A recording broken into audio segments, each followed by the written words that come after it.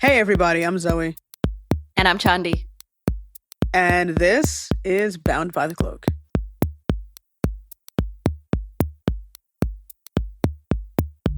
Welcome to Season 5 of Bound by the Cloak, and we hope you've had a really great holiday season. This season, we'll be bringing you stories and conversations that are more thought-provoking and maybe more boundary-pushing. But first, we're going to start this season off with a fairly chill episode.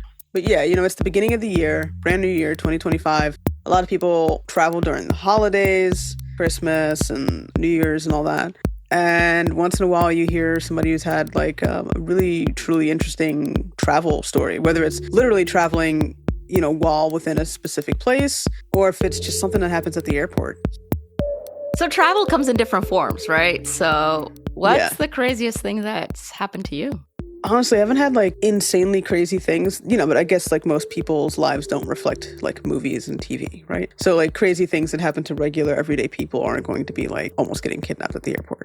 I haven't had anything truly crazy, I've taken like a train from like, let's say New York all the way down south, right? Like towards like New Orleans and whatnot.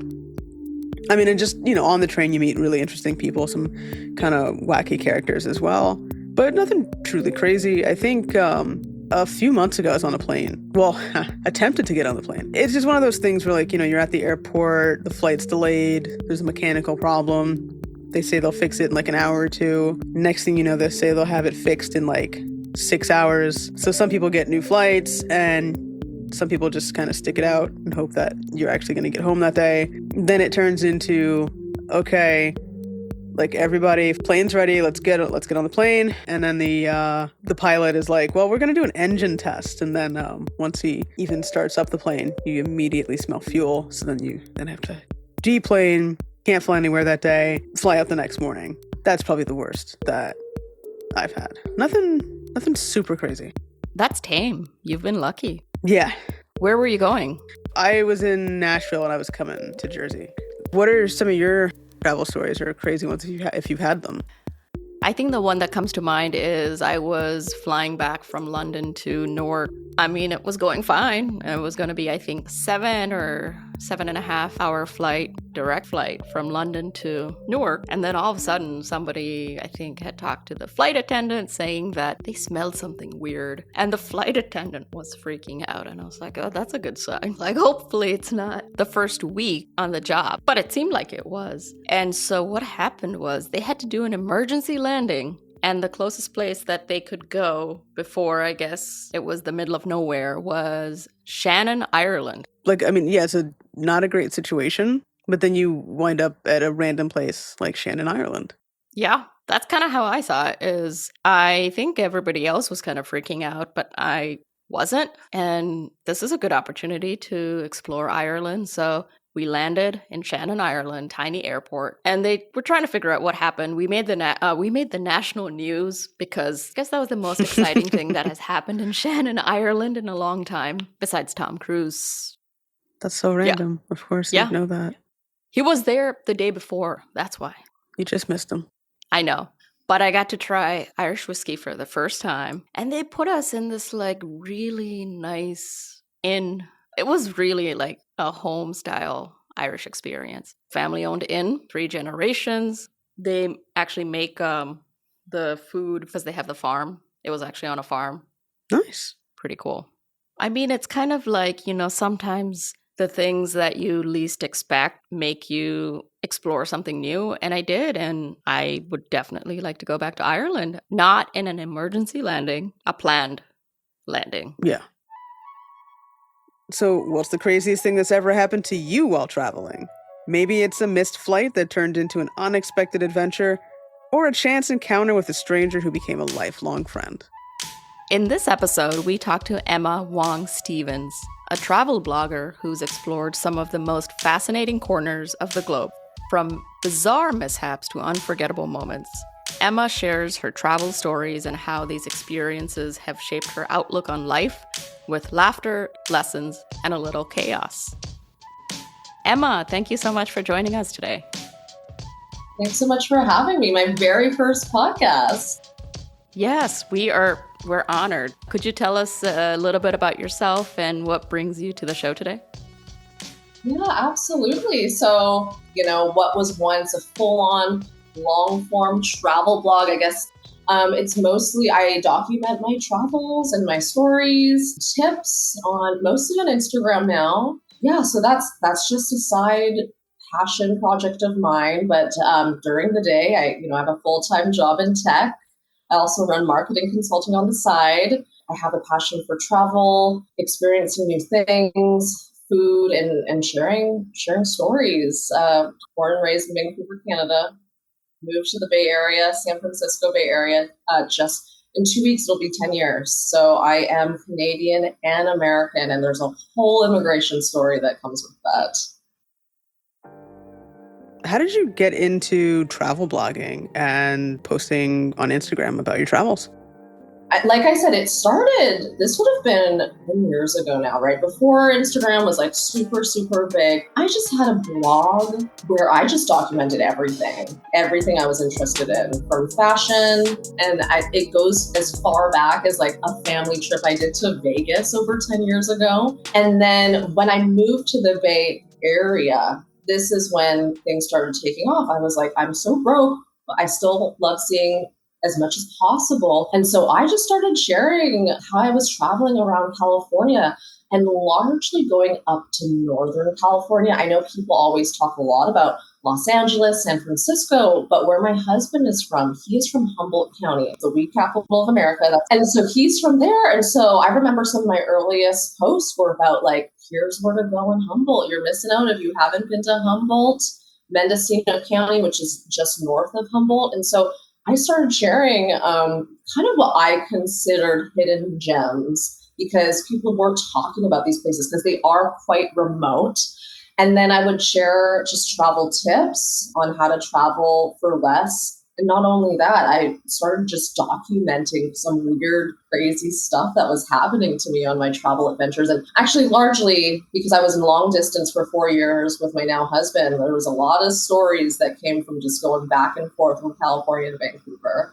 We did a road trip. And again, I really think my love for travel comes from my family because we always traveled growing up. My parents are exactly the same. They're now semi-retired and they're just as crazy as me. I can barely get them on the phone because they're always so busy.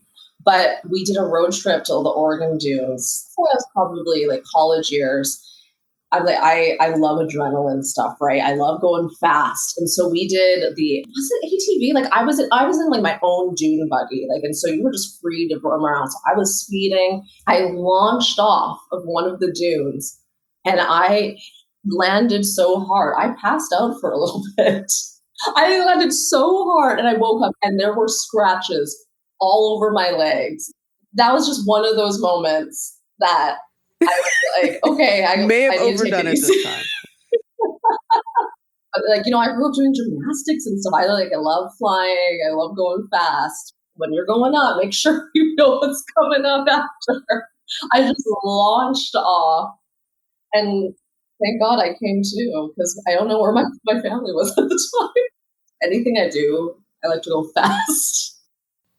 I mean, I guess that's probably why you like traveling and like blogging about it because you have to have like a sense of risk and adventures. Well, one, what exactly is a travel blogger? And two, also, how did you come up with the name of your blog, The Weekend Abroad? It comes from my philosophy about making the most of my weekends, right? I mean, the typical work week, like, this is not the same for everyone, but, like the Monday to Friday, you work full time. And so, but ever since I've lived in California, in the Bay Area specifically, my philosophy is just making the most of my weekends because there is so much to see here.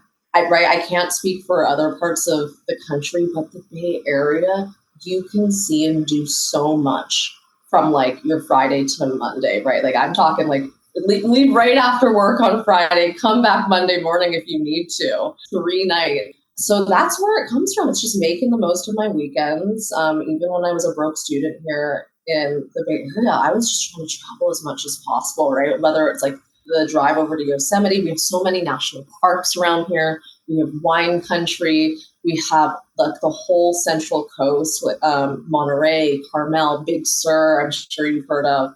And so, I'll even take short flights on the weekends out of state to check out different places. And so it really is just this philosophy of making the most out of your time. And now, right, that's completely evolved. I'm very lucky that I have a job that's quite flexible. So a lot of my trips, I can work from home somewhere. And but it really is just this mindset of making the most of the time you do have. I mean, you've been obviously all over California and you've been to Oregon and you're from Vancouver. Where else have you been? I feel like, there's so many people who've been to many more places than I have. I feel like it has really amped up over the past few years. So I mentioned, I'm so lucky that my parents made a real commitment for us growing up. We always did at least one big trip every single year. So it's me, my brother, who's only 16 months younger than me, and my parents.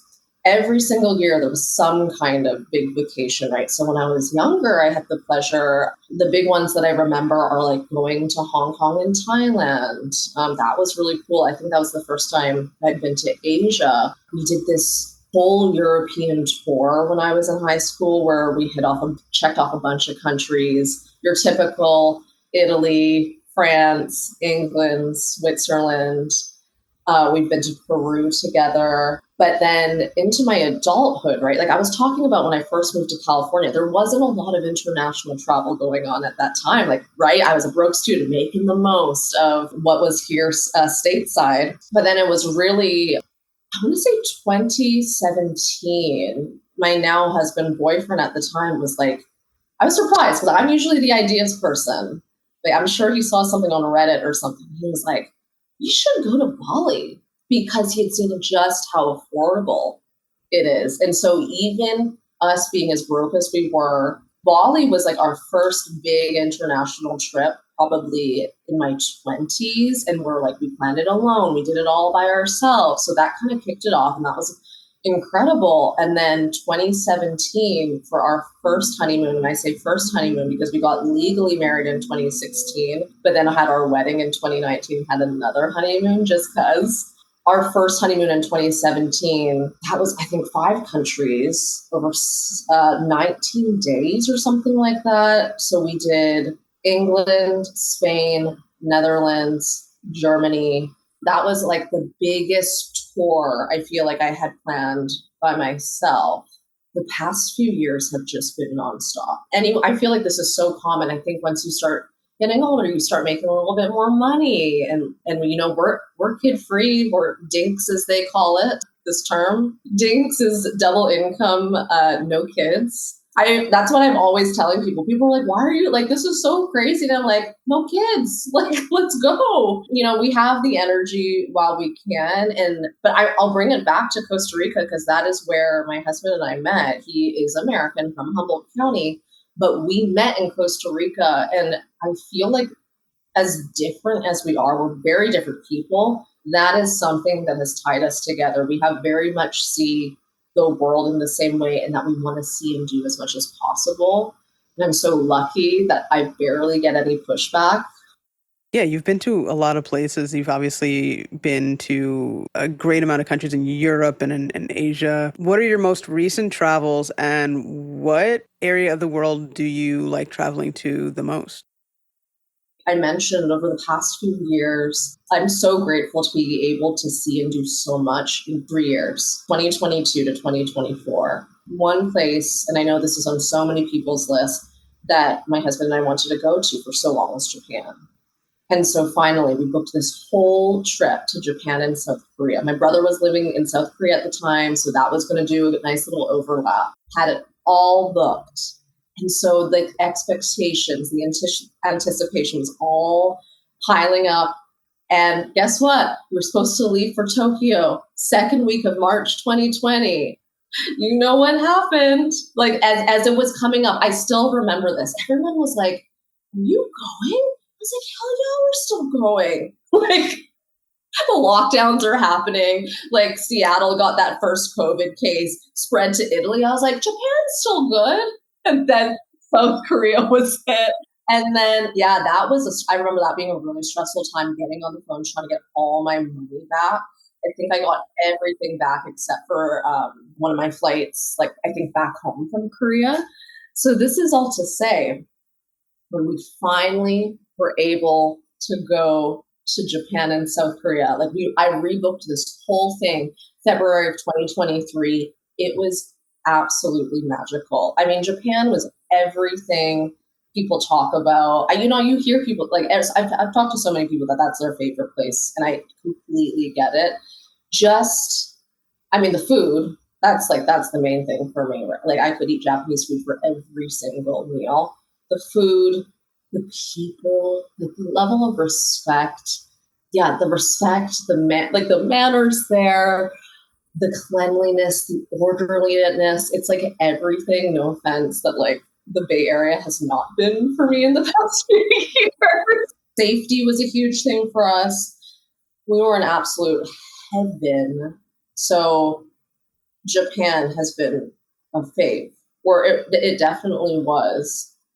And then, but we loved it so much that we went back later in the year. We went to the northern part of Japan, February of last year. And then later in the year, we loved it so much, we went back with friends to Okinawa, the southern tip of Japan, which was a completely different experience. Okinawa was so cool. It's essentially the Hawaii of Japan. You would like the downtown of Naha, Okinawa is so similar to Waikiki. Japan is unbelievable, but I want to piggyback on that because I had the pleasure of a few months prior to going to Japan for the first time going to Scandinavia, and that blew my mind. Copenhagen had so much. So we did Norway, we did all the top hits in Scandinavia, Norway, Denmark, and Sweden. And Copenhagen had almost everything except for the incredible Japanese food. I'm sure they have great Japanese food there. It had everything that I love about Japan, but in Scandinavia, the safety at this age, safety is such a big concern for me that you could just be a safe place. I'm like, this is my favorite place. People in Copenhagen would leave their strollers just out on the sidewalk and you'd be good. People leave their bikes on the sidewalk unchained. That just shows you how safe it is there. That's another one for me. Scandinavia and Japan. I mean, I know you've had some crazy, wild stories. So can you just tell us a little bit about those and, how you kind of navigate? I really do have so many.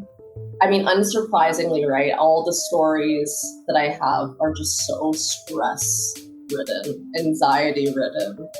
But, luckily that's why I have I think I have all of them documented either on the blog that I used to write on or on Instagram.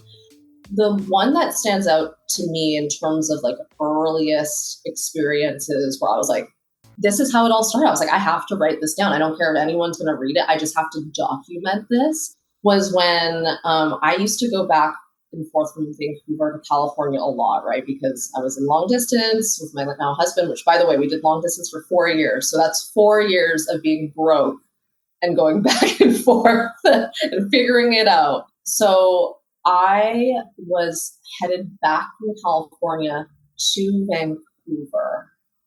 It's a short journey. And a lot of people know that if you're from Vancouver, you fly into Seattle or Bellingham, Washington, because it's so much cheaper.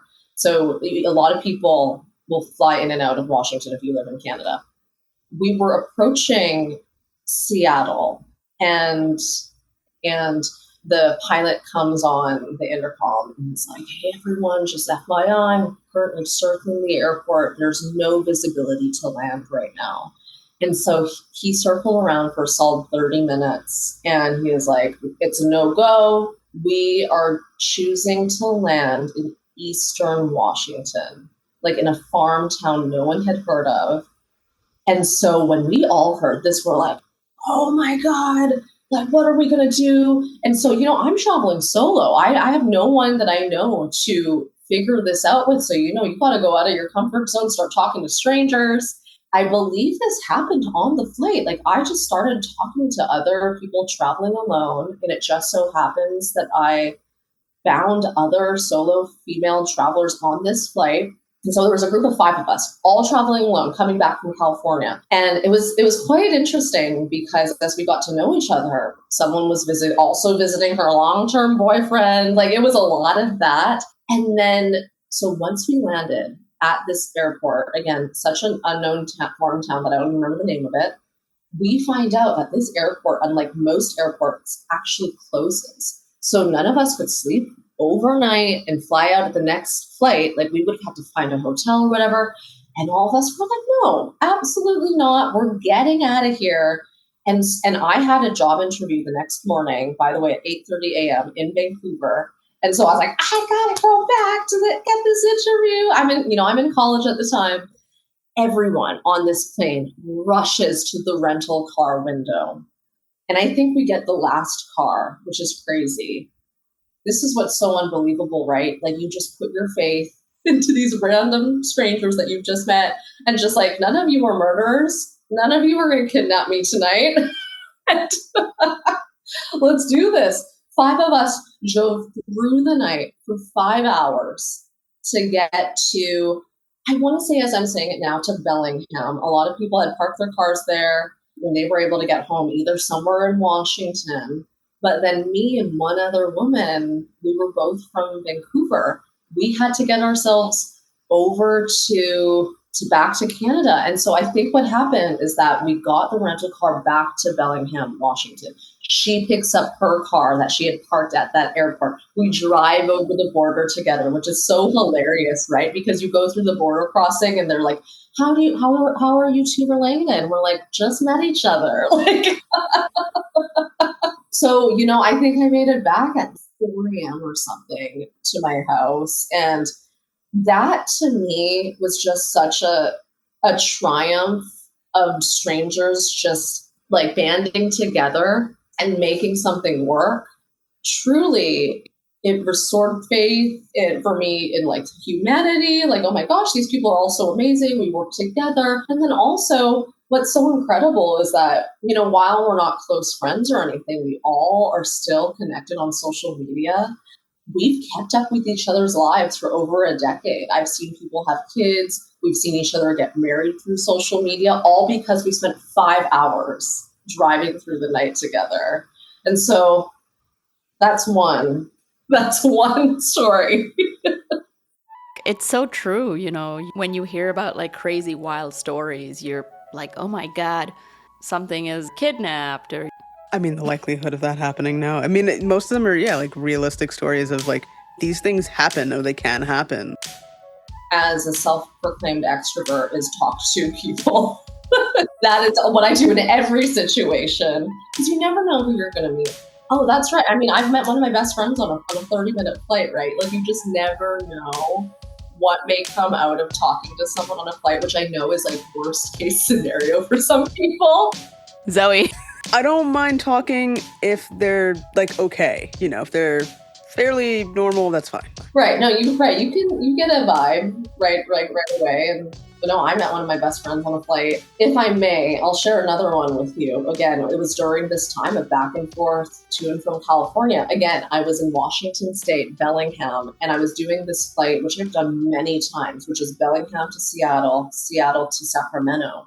Because my boyfriend, now husband at the time, was living in Sacramento. And so we're informed at the gate in Bellingham that our flight is canceled for whatever reason. And I was like, holy crap, I need to get to Seattle though to catch that second flight.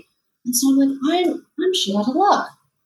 And a random guy in line overhears me also going through the same. He's like, I need to catch that flight in Seattle too. I'm driving. My car's here. I will drive to Seattle so we can catch this flight. And, me being, I don't know how old I was. I think I was 20, 21. I was young. I just got this sense from him. I was like, I think this is okay. He seems legit. And I had already had that instance with those 5 women, right? So I almost felt I'm not a very trustworthy person. I want to make that clear, right? I don't know for like anyone listening who were like, this girl's freaking dumb. I'm not a trusting person, in fact, but I just got this sense. I was like, this guy seems like a safe person. And even he was like, by the way, I know this is probably really weird. I just want you to know, like, I'm going to Sacramento to support my daughter playing soccer. And I just believed him. Like, it could have been a lie, but I believed him. And so we like sped our way to Seattle airport, me and this like middle-aged dad. We get to Seattle. We book it through security. At some point, we get separated. He's way ahead of me. And I finally make it to the gate. I'm running. And the 2 flight attendants were like, hey, the guy ahead of you told us about you, so we kept the gate open for you. Oh, that's so nice. So not only did he get me to the airport, he told them to wait for me to make this flight. And so that's just another one where I was like, oh my God, people are good. People are good. So those are some early on stories where they're not scary stories. I feel like when you ask people, tell us about some crazy stories. Like for me, the stories that really stand out are like ones in which bad news happens, but then people come through for you. And so, I'm definitely more of like a glass half full type of person, but those stories that people are good and they want to help, especially when it comes to travel. There's nothing like travel stress. It's great that people are actually helpful because I think that some people are scared to actually approach people and talk to people when they're in stressful situations like that. So it's good to know that, have faith in humanity. Somebody is always willing to help you. Yes. Now, I don't know what I would do if some random older gentleman offered to drive me alone in his car. I've lived a bit more. Also, in the past 10 years, there have been a ton of true crime documentaries. This was before my true crime obsession. So you're absolutely right. I was not as paranoid back then. Yeah, I feel like now also it's like, there's the possibility of just taking like a series of Ubers or Lyft rides. Totally. This was pre-Uber. Yep. I didn't have the resourcing I have now. I mean, it would be expensive now. Oh, I'd be like, screw it. I'm missing this flight. I mean, if you have to do it, then. Yeah. I mean, there's some weird Uber drivers too. Most of them are fine, but I think, there's some odd ones. So you never know what you're going to get. Yeah. That's true. Oh, I had some real bad Uber Lyft experiences. I like to be in the back seat of an Uber, like just quietly. I don't even really want the driver to speak to me that much besides saying, hi, how's your day? I think that's enough. And then the silence of the ride is enough. I think the drivers in the Bay Area here have caught on. There's like no talking happening in the Bay. But when I travel, it's a whole different story. Like in Southern California, San Diego, they love to chat it up down there. I keep forgetting that there is a little toggle that you can say no talking on the app. There is. Oh my gosh, I'm going to do that right now. I am the opposite, actually. You like to chat. No, I like to ask questions and then I regret it. And I'm like, why did I ask them? Because they're telling me everything now and they won't stop. People always tell you everything. I know. I don't know how to get away from that. You stop asking questions. But this is why you're a podcaster. What's the place that you would go in a heartbeat? And what's a place that you're like, no, not again? Because like I said, Japan, if I had to choose one, if this was like a game of like, you could only ever travel to one place for the rest of your life, and like somehow there's some cursed place to me where I can't travel anywhere else, it would be Japan, hands down. I would feel very safe there, food-wise, great. And then if there was somewhere I wouldn't go back, I feel like this is controversial. I think it just had to do with when we visited, but at the same time, I'm like, you know what? Actually, no, I don't need to ever go back there because there's so many other places to go. It was absolutely stunning, but I don't need to go back to Positano, Italy. Went in the heat of July. If I had like any advice to give anyone, and I feel like people know this already, don't travel in the summer if you don't have to. I've only ever traveled in the summer because like a wedding sent me there, work sent me there. We did Spain, Portugal, and Italy in July 2 years ago. And we did this whole train situation from Bologna, Italy, all the way down to Positano. And we're still budget travelers. And so, unlike a lot of people who do a private transfer from either Naples to Positano or Sorrento to Positano, we took a public train, like literally a local train from Naples to Sorrento. That was pretty brutal. And then after a couple nights in Sorrento, we took a local public bus from Sorrento to Positano. And if anyone knows this coastline, it is not straight.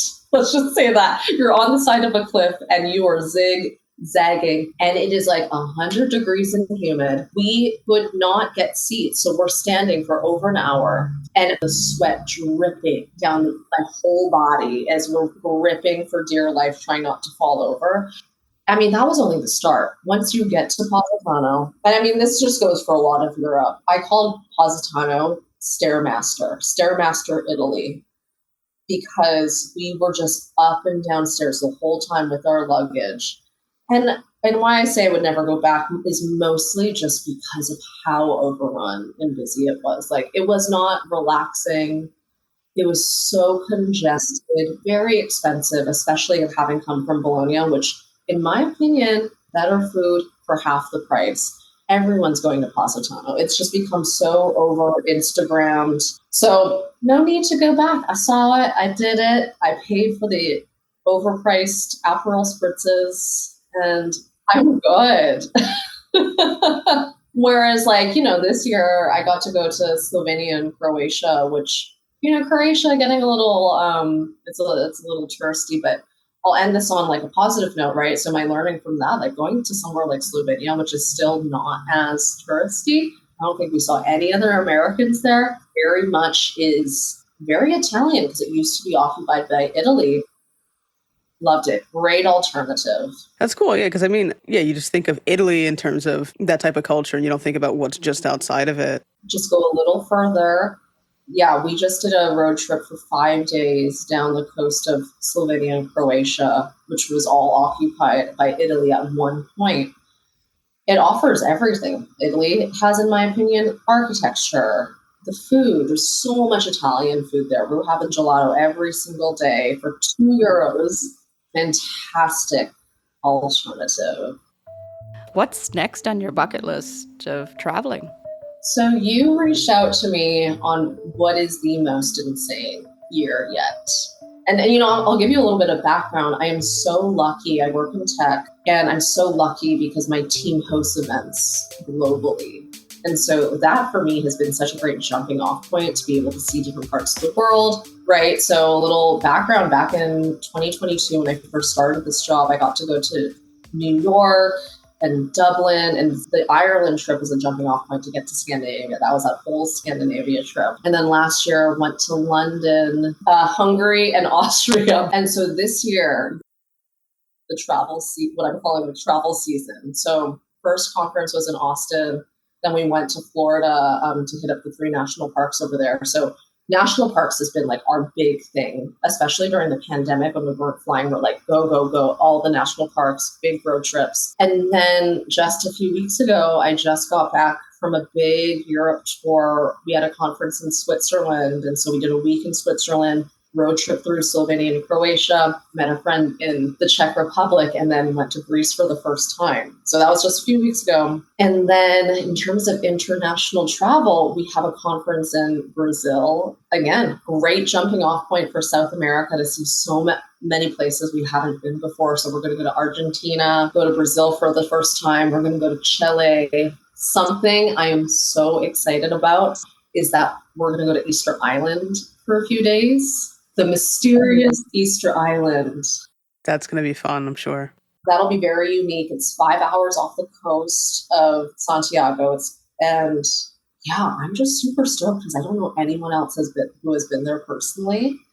And then we're going to cap that trip off with Curacao. Have you ever heard of Curacao before? It's like an island, right? Yep. Yeah. Dutch-owned island of Curacao off the coast of Venezuela. Nice. And then we have our final conference of the year. It's going to be in India, just outside of New Delhi. And so we're going to be in India for a week. So super stoked to go to India for the first time. This is going to be a whole trip of first. So we're going to go to Nepal, Sri Lanka. Again, just because I've never been in that part of the world, I was like, okay, we're all the way over here. Where should we focus on? So Nepal, going down to Sri Lanka, over to Singapore. We're going to spend at least a week in Vietnam, which I just thought was so economical, right? Like, we're going to spend, I know most of these places are very affordable compared to, living in California, but I've heard such incredible things about Vietnam. So we're going to spend a week in Vietnam before capping it all off with a few days in Hong Kong, which I have some family there. So it'd be great to see some family. And there's a direct flight from Hong Kong back home to San Francisco. So that is about 13 new countries for me this year. That's insane. Yeah. If I've learned anything, because we had a big wake up call when we went to South Korea for the first time, where I didn't realize they had introduced a visa during the pandemic. I'm making sure to check visas for every single country now, get my immunizations. Wow. So how many countries have you been to already? I don't know if I counted this last trip, but I think about 30. What? That's the thing. Like, it might sound like what to some people, but then I talk to other people who've been to like 100. So I'm still like, oh my God, I have so much more to do. I want to say a lot of those people who've been to that many, they did a lot of like backpacking for months on end, right? Like during or after college, or like they took time off work. I've never done that. So I do what I can with my 20 vacation days and being able to work from home from anywhere. I think that's a lot of people are like, oh my God, how do you do this with your 20? I have only 20 vacation days a year, right? I still work for a corporation. And it really is just being smart about, I do work from home a lot elsewhere. And a lot of it is work. Like my whole week in Switzerland was work. And that'll be like the same for Brazil and India. So, right, that's the goal one day, to be able to say 100 countries, but not rushing through them, right? I think that's something my husband and I talk about this a lot when we're traveling. And we're like, let's not travel and go to countries just to check it off.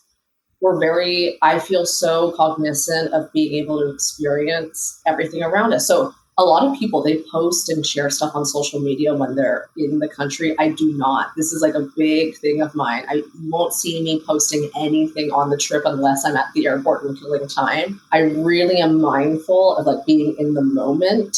You want to enjoy it. Exactly. And not just through my phone. As you get older, you want to be able to remember this stuff. That's important too, yeah, living in the moment. I mean, the documentation can come later. You have time for that. Exactly. Yeah, I take a lot of photos, don't get me wrong, but I'm not posting. Yeah, you're not posting it right away. Yeah. Yeah. And I try not to go just on social media in general when I travel, to be honest, because I'm just like, I don't want to be scrolling the adventures out there. Right. Wow. That's amazing. Keep it up with, the obviously going to, all these places. Hopefully you do reach 100 countries at some point. Yeah, we'll follow your journey. But yeah, no, so, mindful travel. Yeah, hopefully next time we chat. I would have, right? It's all happening so quickly over the next few months.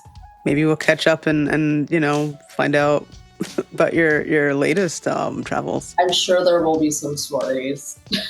No, this is exciting to see, where you're going, and safe travels. This is really cool. This is really, really cool. Yeah. This was a pleasure. You too, and safe travels. Thank you. A huge thank you to Emma for taking us along on her adventures and reminding us of the magic and unpredictability of travel. If you want to keep up with Emma's travels and learn how to make the best out of your weekend, you can follow her on Instagram. We'll have a link to her Instagram in the episode's show notes. Well, that's going to do it for this episode of Bound by the Cloak. You can find us on social media. Obviously, we're also on Instagram. We're on X, Threads, and maybe TikTok for like another couple of weeks. And you can find us wherever you get your podcasts. That's Apple Podcasts, Spotify, CastBox, Good Pods. We're everywhere. We'll be back in 2 weeks with a brand new episode. Thanks for listening. Until next time.